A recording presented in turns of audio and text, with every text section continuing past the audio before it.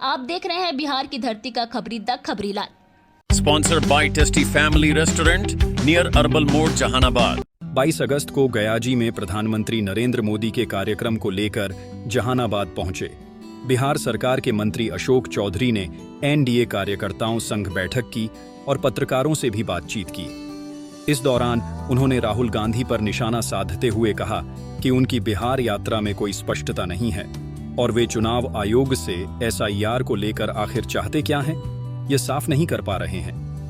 उन्होंने आरोप लगाया कि राहुल गांधी केवल वोट चोरी का नारा लगाते हैं, लेकिन वास्तविक मुद्दों पर कुछ नहीं कहते।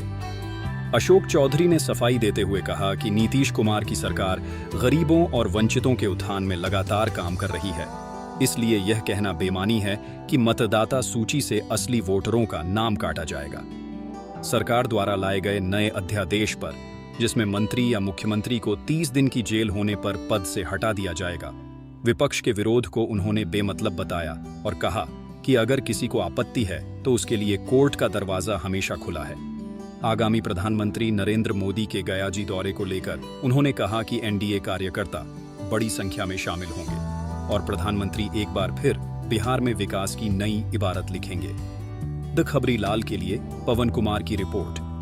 आपको दिखता होगा भीड़, हम लोग को तो भीड़ नहीं दिखता है।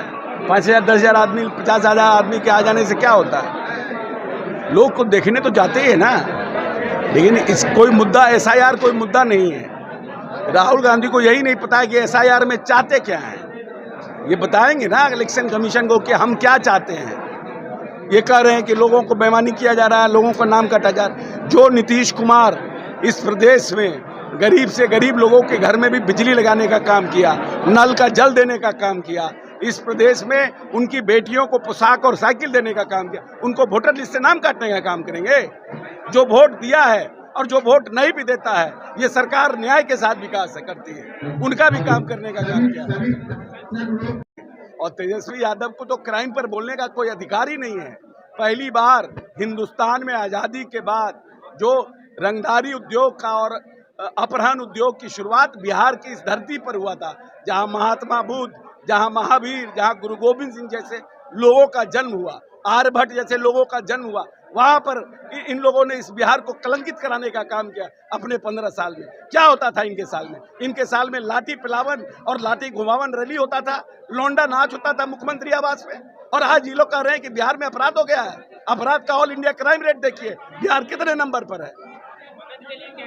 नहीं, क्यों क्या है विरोध जता रहे हैं भाई? आप तो हमारे यहाँ कोई प्रधानमंत्री मुख्यमंत्री हमारे देश में अगर कोई जिसके ऊपर गंभीर आरोप हो लग जाएंगे, 30 दिन तक जिनको सजा के हो जाएगा, ये तो अच्छी बात है ना भाई।